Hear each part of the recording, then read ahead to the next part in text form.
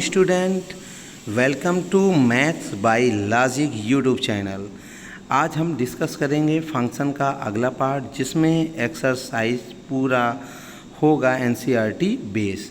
चलिए पहले क्वेश्चन को डिस्कस करते हैं। फर्स्ट क्वेश्चन है क्या, which of the following relation are function, यानी आपको देखना है ये जो रिलेशन दे रखा है कौन कौन से फंक्शन हैं। गिव रीजन, आप कारण भी देना है काहे के लिए भैया। If it is a function, अगर वो फंक्शन है तो उसकी डोमेन और रेंज भी पता करना है।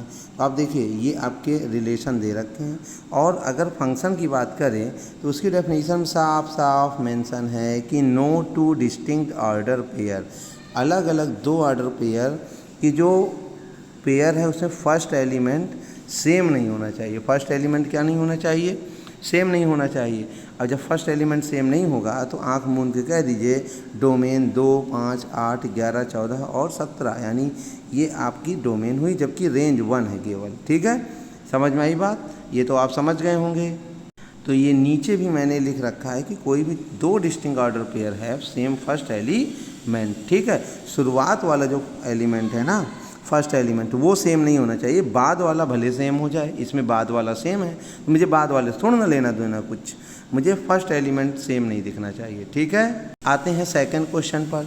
सेकंड क्वेश्चन ये कह रहा है which of the following relation ही वाला है, और उसमें ये कह रहा है कि जो ये दे रखा है इसमें भी कोई भी दो distinct order pair same first element ना रखने के कारण ये भी फंक्शन होगा, और इसकी डोमेन फर्स्ट एलिमेंट, और जबकि इधर रेंज जो है उसका सेकंड एलिमेंट होगा। ठीक है, समझ में आया ही होगा। आते हैं थर्ड क्वेश्चन में, समझे। थर्ड क्वेश्चन में क्या है, पहला ही दो अलग अलग एलिमेंट का, पहला ही जो दो अलग अलग ऑर्डर पेयर का पहला ही एलिमेंट सेम हो गया। अब सेम हो गया तो ये कंडीशन को फुलफिल नहीं कर पाया, इसलिए ये फंक्शन नहीं हुआ। ठीक है, अब आगे आते हैं, थोड़ा सा लेवल बढ़ता हुआ क्वेश्चन का। डोमेन और रेंज तो पता करना है इन रियल फंक्शन की, तो हमें कह दिया f x equal to mod of x. याद होगा आपको मॉड एक्स का तो मैंने बढ़िया सा ग्राफ भी बनवाया था, जो कि कुछ ऐसा भी बना था पॉजिटिव एक्सिस पे। ठीक है, लेकिन यहाँ पर f equal to mod x नहीं है, क्या है, माइनस मॉड एक्स है। ठीक है, तो इसका जो ग्राफ बनेगा वो उल्टा बनेगा। उल्टा को तो समझ रहे हैं, उल्टा ये कुछ ऐसा दिखेगा। ठीक है, तो अच्छा एक बार हम आपको याद दिला दें कि इसकी जो कंडीशन होती है वो ये होती है कि जो पॉजिटिव होता है वो तो पॉजिटिव होता है, लेकिन जो निगेटिव होता है, ठीक है, जो अगर हम निगेटिव वैल्यू को ही रखते हैं तो उसके आगे एक निगेटिव लगा दिया जाता है, और वो भी माइनस माइनस बन के क्या हो जाता है, प्लस हो जाता है। ठीक है, तो आते हैं आगे की तरफ, फिर बढ़ते हैं धीरे धीरे कदम, क्योंकि फंक्शन क्वेश्चन ये है अच्छे से समझते हैं एक एक करके। ठीक है, मैंने कहा चलो अब की माइनस है तो माइनस है तो मैंने माइनस एक्स प्लस एक्स दोनों बताया, उसका उल्टा कंडीशन हो गया कि ठीक है माइनस आगे, यहाँ पे अभी तक एक्स प्लस था ना, इधर माइनस लग जाने पे ये भी माइनस हो जाएगा, और जो माइनस वाली चीज़ थी वो प्लस हो जाएगी। यानी अगर आपकी एक्स का मान आपका 0 या 0 से बड़ा है तो वैल्यू कैसी दे रहा, निगेटिव, जबकि आपकी निगेटिव वैल्यू है तो वो पॉजिटिव दे देगा। ठीक है, चलिए आगे और बढ़ते हैं। हम सबसे पहले देखते हैं इसकी डोमेन। तो डोमेन तो आपकी रियल नंबर ही होगी, क्योंकि जो डोमेन होता है वो आपको पता होना चाहिए, set of values of x eight which function is define. Function x पर कुछ भी रख दीजिए, डिफाइन है। ठीक है, तो इसकी डोमेन तो रियल ही होगी। लेकिन रेंज की बात करें तो रेंज में हम क्या करेंगे, आप देखिए 0 रखोगे 0 मिलेगा, 1 रखोगे तो -1 मिलेगा, 2 रखोगे तो -2 मिलेगा, जबकि उल्टा साइड करेंगे, ठीक है, -1 रखेंगे तो भी आपको माइनस ही मिलना, -2, -3 ऐसे ही मिलता चला जाएगा। ठीक है, समझिएगा, जैसे मैंने -1 रखा, x समान -1 रखा, ठीक है, आप बताइए -1 का ये मॉड होने के कारण +1 हो जाएगा, लेकिन इसके आगे माइनस लगा है। ठीक है, माइनस जो है वो बता रहा है कि y की वैल्यू माइनस ही देगा। फिर -2 रखोगे, ठीक है, अगर क्या रखोगे, -2, जैसे -2 रखे तो -2 है, और इसके बाद आप जान रहे हैं -2 मॉड क्या कर देगा, +2 कर देगा ना, और उसके आगे माइनस है, तो यानी यहाँ पे भी वैल्यू -2, तो ग्राफ कैसा आएगा, नीचे की तरफ आएगा। ठीक है, समझे। तो इसमें आप ये समझ गए कि इसकी जो रेंज है, अब खुद ही अंदाज़ा लगाओ, टार्च मार लो। जब आप टार्च y एक्सिस के लिए मारेंगे तब आपको रेंज पता चलेगी। तो आपने देखा कि यहाँ पर जब भी आप वाई एक्सिस पे टार्च मार रहे हैं तो इसकी जो रेंज है वो 0 से बढ़ के निगेटिव की तरफ बढ़ेगी।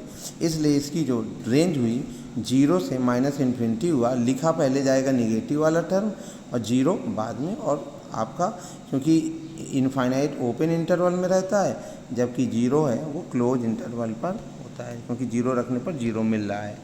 ठीक है, आइए ज़रा इसको दूसरे मेथड से करते हैं। दूसरे मेथड में क्या है, जब एफ एक्स इक्वल टू क्या रख रहे हैं, -x रख रहे हैं। ठीक है, तो हमको पता है कि ये जो रियल वैल्यू है, ठीक है, फंक्शन क्या है, रियल फंक्शन है। ठीक है, ऑल वैल्यूज पर ये डिफाइंड है। ठीक है, तो हम कह देंगे इसके जो मॉड ऑफ x की वैल्यू हो 0 के बराबर और 0 से बड़ा और इन्फिनिटी तक जाएगा। ज़रा इसमें माइनस को मेंशन कर दें, किसको मेंशन कर दें, माइनस को मेंशन कर दें। तो क्या होगा, जब माइनस को जैसे ही मेंशन किए तो चिन्ह बदल जाते हैं, ये चिन्ह बदल गए हैं। ठीक है, और चिन्ह बदलने पर क्या होता है, चिन्ह बदलने पर इनइक्वलिटी बदल जाती है। अब आप देखिए 0 बड़ा हो गया। ठीक है, माइनस मॉड में -x क्या है, अपनी जगह है, और इन्फिनिटी -इन्फिनिटी हो जाएगी। अच्छा, मॉड x जो है वो f(x) ही तो है। और अब आप पकड़ लिए कि जो ये f(x) है, ठीक है, वो कहाँ से कहाँ तक हिसाब कर रहा है, तो आप देख रहे हो -इन्फिनिटी तक जा रहा है 0 से। ठीक है, तो इसलिए 0 से -इन्फिनिटी तक जा रहा है, तो इसकी रेंज -इन्फिनिटी से 0 हो गई। ठीक है, तो मैंने इससे भी बता दिया, इससे भी बता दिया। अब आते हैं आगे, क्वेश्चन को ध्यान से देखें। क्वेश्चन में हमसे सिर्फ और सिर्फ रेंज, डोमेन भी पूछा है और रेंज भी पूछ लिया है। तो देखिए इस क्वेश्चन दूसरे में आपको पता है अगर फंक्शन डिफाइन है तभी काम होगा। तो निगेटिव की अगर कोई वैल्यू आएगी तो इमेजिनरी बनने के कारण फंक्शन डिफाइन नहीं होगा। अब जब फंक्शन डिफाइन नहीं होगा तो हम सारा काम रियल नंबर पे ही करेंगे। इसीलिए हम इसके अंदर की वैल्यू 9 - x² को ग्रेटर कर दिए हैं या 0 के इक्वल कर दिया है। आप देख रहे हो x² इधर चला आएगा। ठीक है, अभी भी देखिए इसको मैंने जब इस तरह बनाया तो आप देखिए पहले भी 9 बड़ा था, आज भी 9 बड़ा है और बराबर है x² के। 9 को हम लिख सकते हैं 3 के स्क्वायर को। ठीक है, इसको इधर लाएंगे फिर से। आप जान रहे हो a+b a-b के फॉर्मेट में रखने पे मुझे ड्रा करने में रेंज दिक्कत नहीं होती। तो ग्राफ से आप देख सकते हैं -3 है, तो आप जान रहे हो यहाँ पे +3 और एक वैल्यू -3 देगा तो -3। आप देखिए अगर -3 से इधर जाएंगे और -3 मतलब 3 के इधर जाएंगे तो ये फंक्शन डिफाइन नहीं होगा। ठीक है, इमेजिनरी वैल्यू टाइप में दे देगा। लेकिन -3 और 3 के बीच में अगर वैल्यू रख दें, ठीक है, तो आपको पता है 3 के बीच में और साथ में इन दोनों को भी रख दें तो ये फंक्शन डिफाइन हो जाएगा। इसलिए मैं कह सकता हूँ इसकी जो डोमेन है वो -3 से 3 है, क्योंकि मैं आराम से इसमें रखूँगा फंक्शन रियल बना रहेगा। ठीक है, तो इतना तो समझ में आया। चलिए अब रेंज को समझते हैं कैसे निकाला जाए। तो रेंज की बात की जाए तो आप देखो जो रेंज है वो निकालने के लिए हम f(x) = -9x², इसको y कर लेते हैं। ठीक है, और मुझे यहाँ फर्स्ट जो आपको मिल रहा है इक्वेशन, क्योंकि फंक्शन है रियल वाला तो इसकी रेंज भी कैसा मिलना है, रियल मिलना है। तो इसीलिए y > 0 हम पहले से कर लिए। अब इसका स्क्वायर कर दें, y² क्योंकि रूट हटाना है, तो y² = 9 - x² को इधर ले आए y के फॉर्मेट में, तो x जो है y के फॉर्मेट में कन्वर्ट हो गया। आप देखिए यहाँ पे अंडर रूट प्लस माइनस में क्या दिया है, 9 - y²। अच्छा, जब ये दिया है तो आपको एक चीज़ तो नज़र आ रही होगी, वो चीज़ जानते हैं क्या है? वो चीज़ ये है कि इसके अंदर की वैल्यू मुझे पॉजिटिव रखनी होगी। ठीक है, इसके अंदर की वैल्यू हमें पॉजिटिव रखनी होगी। तो अब देखिए यहाँ 9 - y² > r = 0 और लास्ट में 9 > r = y। ठीक है, तो यानी हम इसको कह सकते हैं y² > r = 9 और लास्ट में 9 को फिर से 3² लिख देंगे। और यहाँ पर भी जो आपकी वैल्यू है बिलोंग्स करेगी -3 से 3 तक। ठीक है, लेकिन दोनों कंडीशन को मर्ज कराइए, पहली और दूसरी कंडीशन को। तो यहाँ पर वैल्यू 0 से इन्फिनिटी तक जा रही, जबकि यहाँ की जो वैल्यू वो लाई कर रही है -3 से 3। तो हम क्या करेंगे, जो कॉमन रीजन होता है वो हम इसकी रेंज मानते हैं। तो कॉमन रीजन देखिए -3, -2, -1 ये आपका नहीं है, जबकि 0, 1, 2, 3 है। तो इसीलिए इसकी जो रेंज होगी वो क्लोज इंटरवल में 0 और 3 होगी। ठीक है, क्लोज इंटरवल 0 और 3। तो ये चीज़ भी समझ गए होंगे। आते हैं लास्ट क्वेश्चन 5वां। इसका 2 पार्ट है। पहले पार्ट को आइए समझते हैं। पहले पार्ट में दिया है f(x = 2 - 3x)। इसका सिर्फ और सिर्फ रेंज चाहिए। क्या चाहिए? रेंज। तो आइए देखते हैं कैसे निकाला जाए। तो सबसे पहले तो मुझे रेंज चाहिए, तो y = 2 - 3x बना लीजिए। ठीक है, y = 2 - 3x कर लीजिए। इसको दो तरीके से, एक इस वाले मेथड से ही बताएंगे, ये वाले। ठीक है, तो इसको समझते हैं। सबसे पहले y = 2 - 3x किए। आइए पॉइंट बटोर लेते हैं जिससे ग्राफ को ड्रा किया जा सके। तो मैंने देखा अगर हम x ले लें 0 तो y का मान क्या हो जाएगा? 2।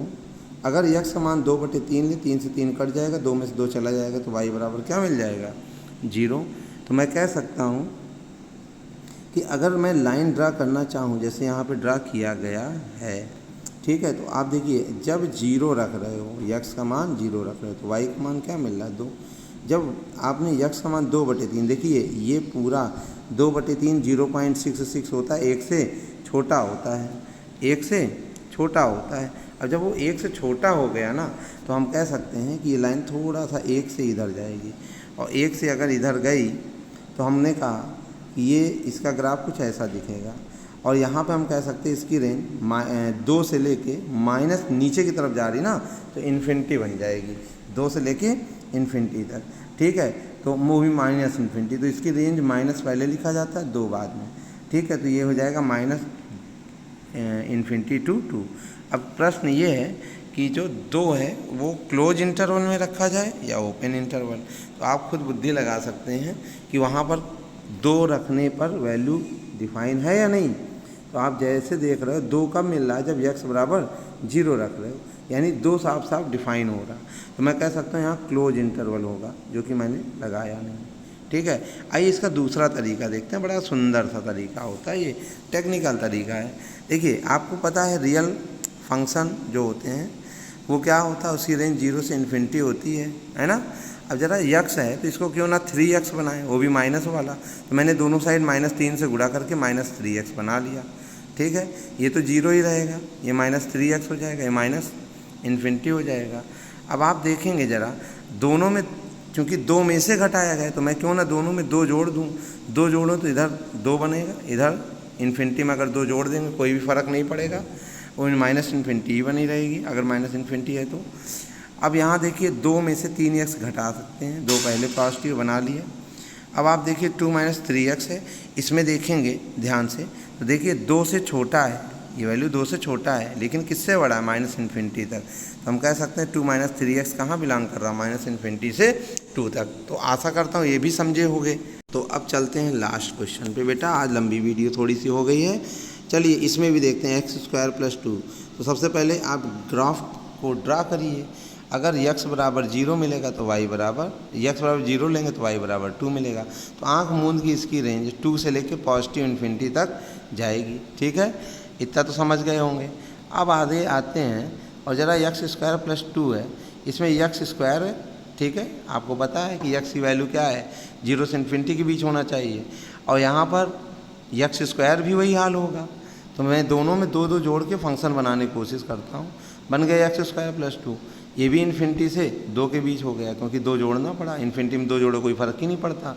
तो 2 और इन्फिनिटी के बीच हो जाने के कारण इसकी रेंज 2 से इन्फिनिटी तक हो गई। ठीक है, अब इसमें कोई नई चीज़ नहीं है। सर ये भी एक और क्वेश्चन है, और वो क्वेश्चन ये है। ठीक है, इसमें देखो चूँकि f(x) को y हम कह सकते हैं, y = x है, x का मान 0 होगा तो y का मान 0, 1 रखोगे तो 1, -1 रखो -1, -2 रखो -2, ऐसे ही पॉजिटिव में बढ़ता चला जाएगा। ठीक है, पॉजिटिव में बढ़ता चला जाएगा। अब जब चला जाएगा तो एक सीधी रेखा ही मिलना है ग्राफ में, और तो कुछ मिलना नहीं। अब नहीं मिलना है तो हम कह सकते हैं इसकी जो रेंज होगी वो क्या होगी? माइनस इन्फिनिटी से लेके इन्फिनिटी तक। ठीक है, ठीक, तो बस अब ख़त्म हो गया। Thank you so much.